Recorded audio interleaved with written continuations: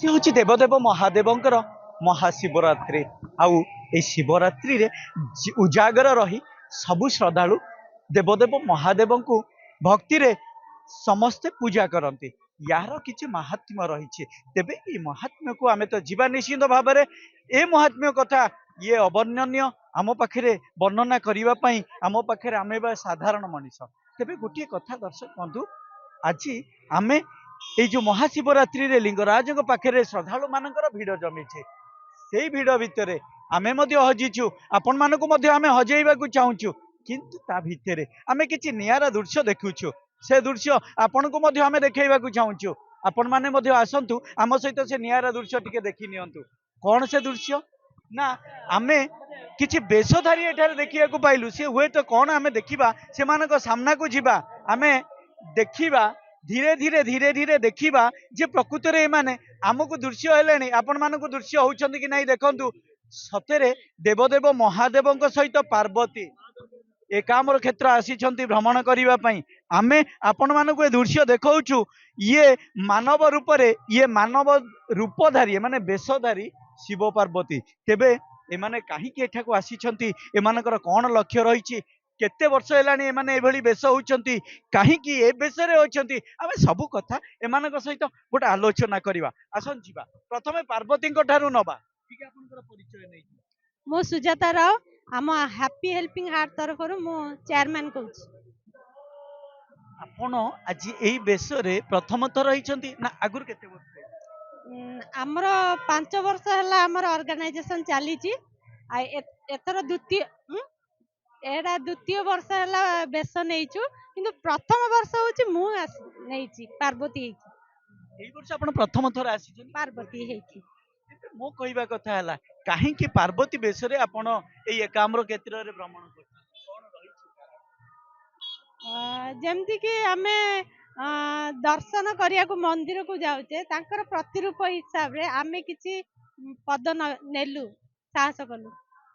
ଏଇ ଯୋଉ ପଦକ୍ଷେପ ନେଇଛନ୍ତି ଆପଣ, ତ କଣ ପାଇଁ ଲୋକଙ୍କୁ ଏଠି କାହିଁକି ଏକାମ୍ର କ୍ଷେତ୍ରରେ ଭ୍ରମଣ କରୁଛନ୍ତି?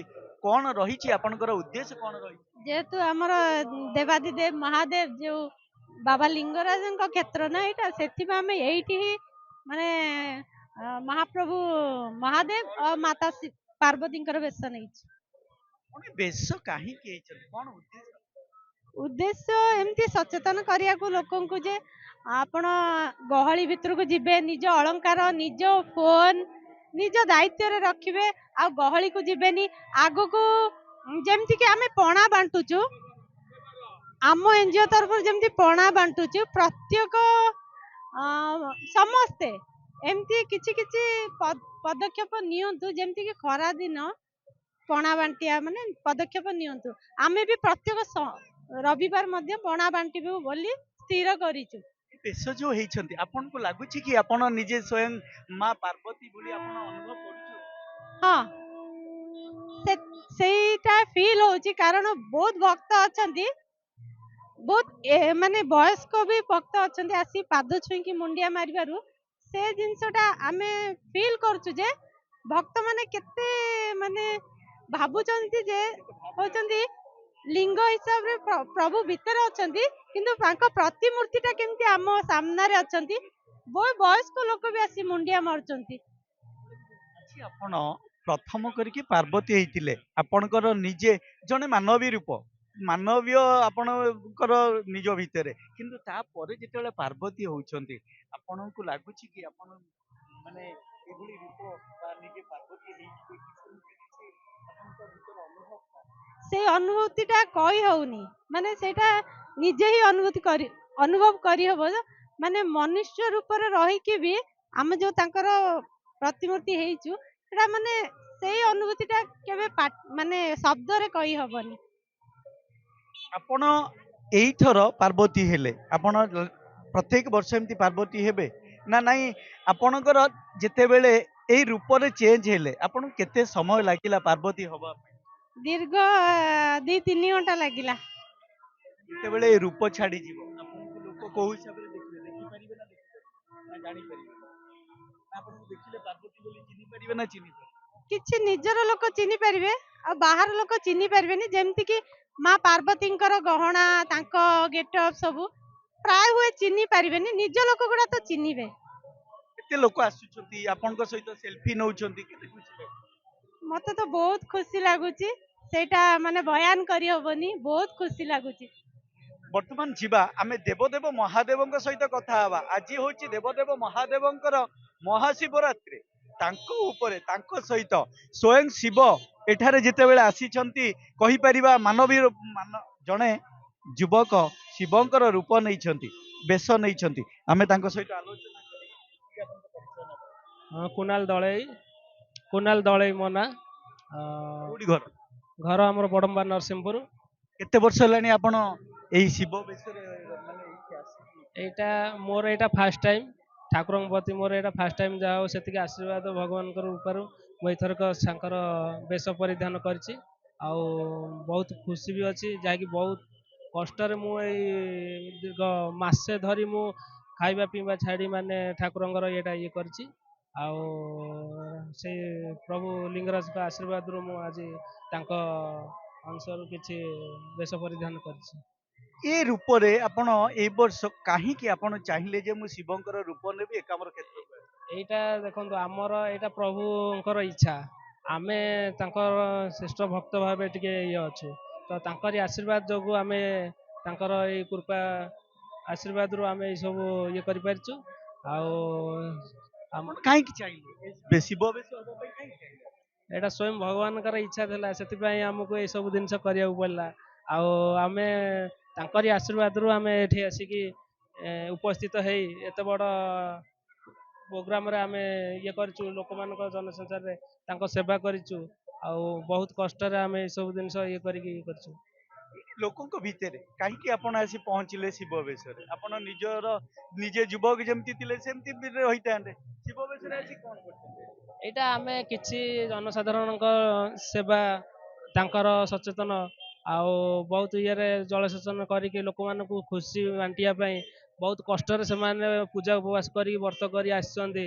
ତାଙ୍କମାନଙ୍କୁ ଆମେ କିଛି ହେଲ୍ପ ମାନେ ସାହାଯ୍ୟ ଦ୍ୱାରା ତାଙ୍କମାନଙ୍କୁ କିଛି ଜଳ ସଚେତନ କରି ଖାଦ୍ୟପେୟ କରି ଆମେ ତାଙ୍କର ମନକୁ ଶାନ୍ତି କରି କରିବାକୁ ଆମେ ଗୋଟେ କଥା ହେଲା ଯେ ଆପଣ ଆଜି ଶିବ ହେଇଛନ୍ତି, ଲୋକମାନେ ଆପଣଙ୍କୁ ଏଇ ଶିବ ବେଶରେ ଦେଖୁଛନ୍ତି, ଲୋକମାନେ ଆପଣଙ୍କ ପାଖକୁ ଆସୁଛନ୍ତି, ଆପଣଙ୍କୁ କଣ ମୁଣ୍ଡିଆ ମାରୁଛନ୍ତି?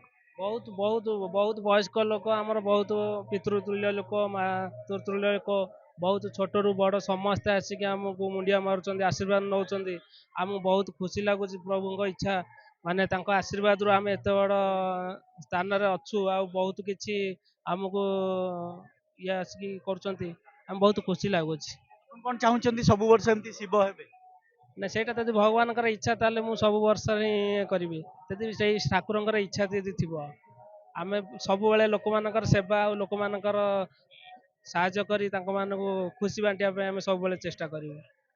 ଏଇ ସାପ ଯଦି ଆପଣଙ୍କର ପ୍ରକୃତ ମାନେ ଅରିଜିନାଲ ସାପ ହେଇଯିବ କଣ କରିବେ? ସେଇଟା ତ ଆମର ସେ ଭାଗ୍ୟ ମାନେ ସୌଭାଗ୍ୟ ମାନେ କହିବା କଥା ନୁହେଁ। ଯଦି ଠାକୁରଙ୍କର ଏତିକି ଯଦି ଆଶୀର୍ବାଦ କୃପା ଯଦି ରୁହେ, ଆମେ ବହୁତ କୃତଜ୍ଞତା ହେଇଯିବୁ, ଧନ୍ୟ ମନେ କରିବୁ ନିଜକୁ।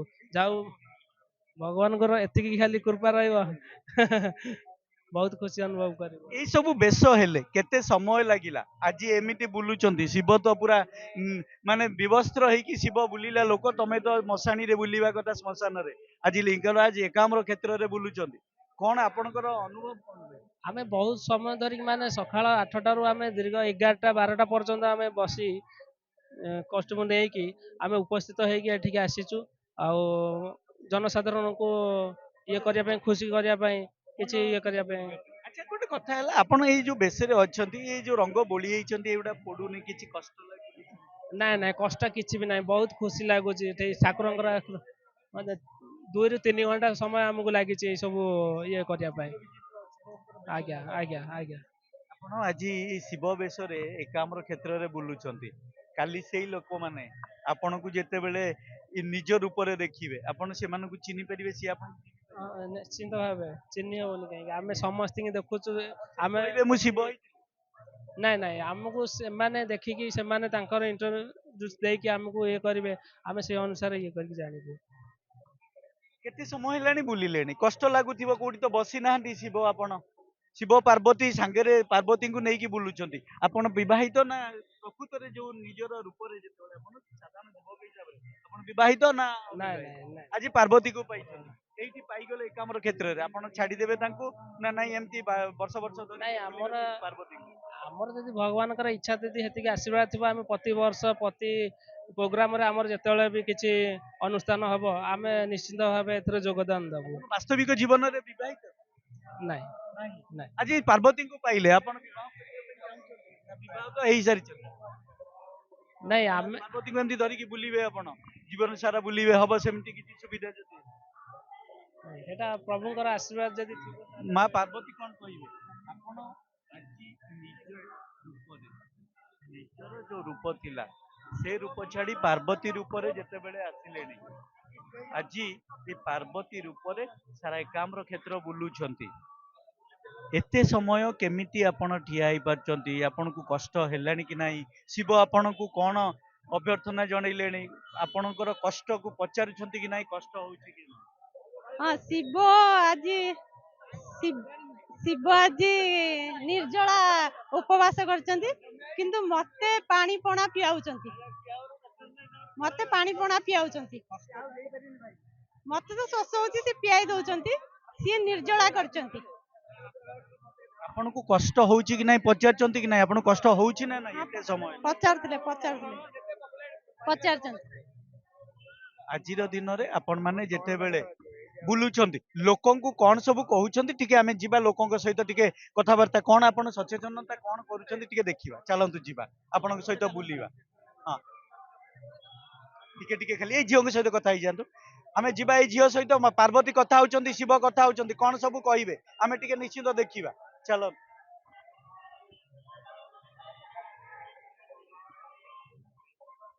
ଟିକେ କୁହନ୍ତୁ କଣ କହିବା କଥା କୁହନ୍ତୁ ଆପଣ କଣ କହୁଛନ୍ତି ସୁନା ପିନ୍ଧିକି ଗହଳିକୁ ଆସିବେନି ହଜିବାର ସମ୍ଭାବନା ସୁନା 1.5 ଲକ୍ଷ ହେଲାଣି ଚୋରି ହବାର ସମ୍ଭାବନା ଶିବ କଣ କହିବେ ଲୋକଙ୍କୁ ଏଇ ଭାଇଙ୍କୁ କଣ କହିବେ ଶିବ ଆସନ୍ତୁ ପଚାରିବା ଟିକେ ଏଇଟା ଆସନ୍ତୁ ଏ ଭାଇ ଆସୁଛନ୍ତି ପଚାରିବା ଟିକେ ଏ ଭାଇ ଆପଣଙ୍କ ପାଖରେ ପହଞ୍ଚିଲେଣି ଆପଣ କହିବେ କଣ କହିବେ ଶିବ ଦେଖନ୍ତୁ ଆମର ଏତେ ବଡ ମହାଶିବରାତ୍ରିରେ ବହୁତ ଲୋକ ଗହଳି ଭିଡ ଭିତରେ ସଚେତନା ସହିତ ଦେଖି ଚାହିଁକି ରହିବେ ନିଜର ମୋବାଇଲ ପର୍ସ ସବୁ କିଛି ସାବଧାନ ସହିତ ରଖିବେ ନିଜକୁ ସୁରକ୍ଷା ମନେ କରିବା ଆଉ ନିଜର ଜିନିଷ ପ୍ରତି ବି ସବୁ ସୁରକ୍ଷା ରଖିବା ପାଇଁ ଚେଷ୍ଟା କରିବେ। ଆପଣ ମାନେ କଣ ଆପଣ ଯାଉଛନ୍ତି ଭିଡକୁ ହଁ ଭିଡକୁ ଗଲା ପରେ କଣ ହବ ଆପଣ ଭିଡ ଭିତରେ ଆମେ ମନା କଲେ ନିଜେ କୁଆଡେ ଆପଣ ଆମେ ଯିବେନି ନିଜେ ସଚେତନ ରହିବା ଦରକାର ଆମ ଜିନିଷ ପତ୍ରକୁ ଆମେ ନିଜେ କେୟାର ରଖିବାକୁ ଫ୍ୟାମିଲି ଯଦି ଧରିକି ଆସୁଛନ୍ତି ଡାଇରେକ୍ଟ ଆପଣଙ୍କ ସମୁଦ୍ରରେ ରଖିବାକୁ ଚେଷ୍ଟା କରନ୍ତୁ ଏତିକି। ତେବେ ଦର୍ଶକ ବନ୍ଧୁ ଆମେ ଶିବ ପାର୍ବତୀଙ୍କ ସାମ୍ନାରେ ଅଛୁ ସେ ସଚେତନ କରୁଛନ୍ତି ପ୍ରତ୍ୟେକ ଲୋକଙ୍କୁ ଆଉ ସେ କହୁଛନ୍ତି ହଁ ଯେ ଆମେ ତାଙ୍କର ଯିଏ ଆଣିଛନ୍ତି ଶିବ ପାର୍ବତୀଙ୍କୁ ଏଠାରେ ଆଣିକି ପହଞ୍ଚେଇଛନ୍ତି ଆମେ ତାଙ୍କ ସହିତ ମଧ୍ୟ ଗୋଟେ ଆଲୋଚନା ସଂଗ୍ରାମ ନମସ୍କାର ଜୟ ଜଗନ୍ନାଥ ମୋ ନାଁ ସଂଗ୍ରାମ ଆମେ ହାପି ହେଲ୍ପିଂ ହାର୍ଟ ତରଫରୁ ଶିବ ପାର୍ବତୀ ଆମର ଆଜି ନୂଆ ବେଶ କରାହେଇଛି ତାଙ୍କୁ ଆମେ ସକାଳଠୁ ବହୁତ ପରିଶ୍ରମ କରିକି ପଣା ସରବତ ବଣ୍ଟନ କରାଯାଉଛି ପ୍ରତ୍ୟେକ ବର୍ଷ 5 ବର୍ଷ ହେଲା ଆମେ ଏଇ ଜାଗାରେ କରୁଛୁ ଗୋଟିଏ ଜାଗାରେ ଶିବ ପାର୍ବତୀଙ୍କୁ କାହିଁକି ନେଇକି ଆସିଛନ୍ତି ଆମର ନୂଆ ନୂଆ ଇନୋଭେଟିଭ ଆଇଡିଆ ଆମେ ଯେ ପ୍ରଡ୍ୟୁସ କରିବା ପାଇଁ ଆମେ ଲୋକମାନଙ୍କ ଗହଣରେ ଚାହୁଁଛୁ ଆଉ କିଛି ନୂଆ ନୂଆ ସଚେତନ ବାର୍ତ୍ତା ଦବାକୁ ଚାହୁଁଛୁ ତାଙ୍କୁ ଯେମିତି କି ଆମର ଖରାଦିନେ ବହୁତ ସାରା ସମସ୍ୟା ହୁଏ ସମସ୍ତଙ୍କର ଲୋକମାନଙ୍କର ହଉନା କାହିଁକି ଗାଈ ଗୋରୁଙ୍କ ହଉନା କାହିଁକି ମଣିଷ କୁକୁର ସମସ୍ତଙ୍କର ହୁଏ ସେମାନଙ୍କ ପାଇଁ ଆମେ ଯୋଉ ମଣିଷ ତ ଜଳଛତ୍ର ଖୋଲିଦେଲେ ମଣିଷ ଯାଇକି ପିଇଦବ କିନ୍ତୁ ଗାଈ ଗୋରୁ ମାନେ ସବୁ କୋଉଠୁ ପାଇବେ ତାଙ୍କ ମାନଙ୍କ ପାଇଁ ଆମେ କଣ କରିବା ଗୋଟେ ଗୋଟେ କୁଣ୍ଡ ବସେଇବା ସେଇ କୁଣ୍ଡରେ ପାଣି ପାତ୍ରରେ ଆମେ ପାଣି ରଖିଲେ ସେମାନେ ବି ପାଇବେ କୁକୁର ମାନେ ବି ପାଇପାରିବେ ଆଉ ଚଢେଇ ମାନଙ୍କ ପାଇଁ ସ୍ପେଶାଲ ଆମେ ଗଛ ମାନଙ୍କରେ ଗୋଟେ ବସା ଟାଇପ ର କରିକି ସେଟାକୁ ବାନ୍ଧିଲେ ସେ ଚଢେଇ ମାନେ ବି ଆସିକି ପାଣି ପାଇପାରିବେ ସେଇ ହିସାବରେ ମାଙ୍କଡ ମାନେ ବି ଅଛନ୍ତି ସମସ୍ତଙ୍କୁ ଏମିତି କିଛି ନୂଆ ସେବା ଦେଇପାରିବା ଆମେ।